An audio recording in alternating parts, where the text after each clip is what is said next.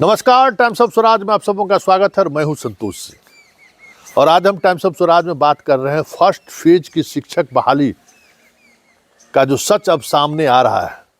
जिस तरीके से अभी तक की जांच में जो ऐसे शिक्षक जो आपको नियुक्ति पत्र भी ले लिए, काउंसलिंग भी करा लिए, स्कूल में ज्वाइन भी कर लिए और लापता है, इस तरीके की शिक्षकों की संख्या जमुई जैसे ज़िले में अभी तक जो खबर आई है 160 से ज़्यादा है और पूरे बिहार में 5000 से ज़्यादा ऐसे शिक्षक हैं जो इन प्रक्रियाओं को पूरा करके स्कूल तक पहुंच गए और वो अब नहीं है। अब सरकार इनको बाहर करने के लिए अब अखबार में विज्ञापन निकालने वाली है।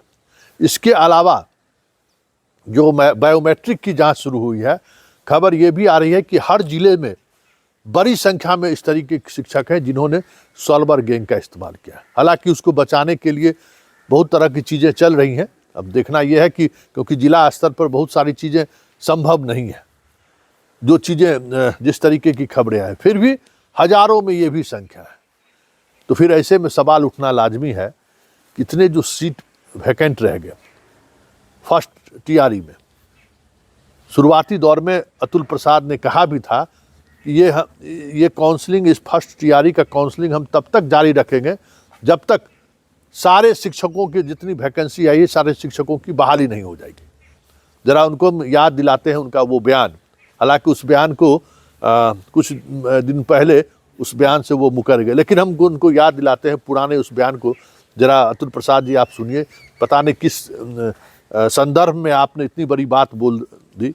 हालांकि आप उस बयान के दौरान भी बहुत सावधानी आपने बरती है कि सरकार के द्वारा अगर हमको सूचित किया जाएगा तो फिर हम लिस्ट निकालेंगे। तो जरा सुनिए उस दौर में अतुल प्रसाद ने क्या कहा। इधर अपना डॉक्यूमेंट वेरिफिकेशन कर लेते हैं, छोटी संख्या रहती है, इसमें अब चूंकि बड़ी संख्या है इसलिए डॉक्यूमेंट वेरिफिकेशन अब सरकार के स्तर से वहाँ पर हो रहा है। तो जब भी कोई सरकार के समक्ष जब जाता है मामला योगदान के समय और पाया जाता है कि वो गलत है तो सरकार हमारे पास वापस भेजती है और हम लोग उस पर पूरक अपना सप्लीमेंट्री रिजल्ट देते हैं और वो हम लोग इस मामले में भी देंगे। अभी हमारी शिक्षा विभाग के साथ वार्तालाप हो चुका है, उनका पत्र भी आ चुका है और हम लोग इस बारे में बहुत स्पष्ट हैं कि जो भी इसमें वैकेंसी क्रिएट होगा डॉक्यूमेंट वेरिफिकेशन के कारण से भी, जो ड्रॉप आउट्स होंगे या जो एक से अधिक जिनका परीक्षा फल मिला हुआ है उसमें भी जो कोई एक ही नौकरी करेंगे, तो जो भी वैकेंसी बचेगा वो सारी वैकेंसियों को जोड़ करके हम लोग उसका सप्लीमेंट्री रिजल्ट देंगे।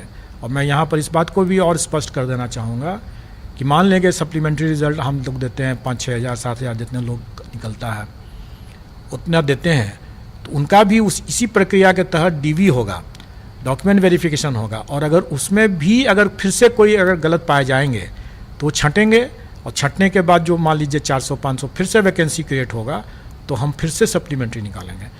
कहने का मतलब यह है कि ये प्रक्रिया सतत चलेगा जब तक कि हमें सही तरीके से डॉक्यूमेंट वेरिफिकेशन के बाद सही तरीके से सही लोग जब तक योगदान पूरा नहीं कर लेते हैं तब तक हम लोग सप्लीमेंट्री रिजल्ट निकाल करके उसको भरेंगे।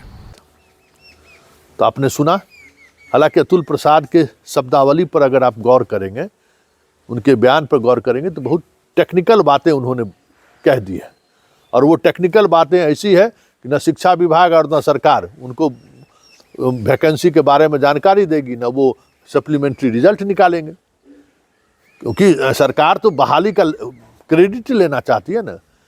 हम 1,70,000 बहाल कर रहे हैं, हम 1,20,000 बहाल कर रहे हैं, हम फिर बहाल करेंगे, लेकिन बहाली प्रक्रिया सही हो, बहाली प्रक्रिया में सही लोग आए, इसकी मंशा अभी भी सरकार में नहीं दिख रही है। सरकार का जो नियत है, पाठक के रहते हुए भी जो नियत सामने आ रहा है वो नियत है सिर्फ हम प्रचार प्रसार करें, ज़्यादा से ज़्यादा शिक्षकों की बहाली हम कर रहे हैं। देखिए बिहार एक ऐसा राज्य है जो देश में सबसे अधिक बहाली कर रहे हैं, लेकिन बहाली प्रक्रिया में बहुत सारी पारदर्शिता अपनाई भी गई है। ऐसा नहीं है कि उन्होंने पारदर्शिता नहीं अपनाई है, बहुत ढेर सारी पारदर्शिता अपनाई है। फिर भी कुछ ऐसी पारदर्शिता है जो अगर अपनाई गई रहती तो वाकई में बिहार एक नज़ीर पेश करता है इस देश के स्तर पर कि इतनी बड़ी बहाली में भी हम किस तरीके से गुणवत्ता का भी ख्याल रखे हैं, किस तरीके से हमने परीक्षा का लेवल भी मेंटेन रखा है और किस तरीके से हमने जो योग्य बच्चे शिक्षक बच्चे हैं उनको हमने मौका दिया है।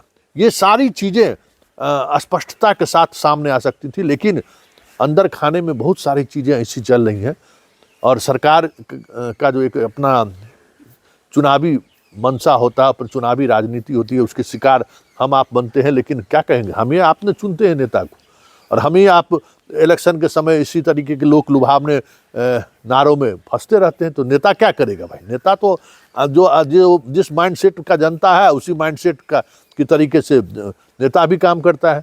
उसी तरीके से नेता काम कर रहा है कि आपके सीट को जो हक है वो हकमारी करके फिर दिखाएगा, फिर हकमारी करके फिर दिखाएगा, फिर हकमारी करके फिर दिखाएगा। 3 चरण में बहाली लेगा कि अगर देखिए हम 3 लाख टीचर बहाल कर दिए, और जबकि अगर संख्या 1 to 1 अगर बात होगी तो उसमें पता चला कि 1-1.5 लाख में ही सारे सब कुछ निपटा दिया गया है। लेकिन ये माइंड गेम है। इसी माइंड गेम का शिकार जनता नेता को करती है और नेता जनता को करती है, दोनों एक दूसरे को करती रहती है। खैर, लेकिन बड़ा सवाल ये है कि अतुल प्रसाद जी, ये जो अब चीज़ें सामने आ रही हैं ये बहुत ही भयावह चीज़ है कि इस तरीके से बहाली में गड़बड़ी हुई है और इतने बड़े स्तर पर गड़बड़ी हुई है। और अगर फिल्टर किया गया रहता तो हमें लगता है कि ये जो सवाल अभी खड़े हो रहे हैं वो सवाल खड़े नहीं होते।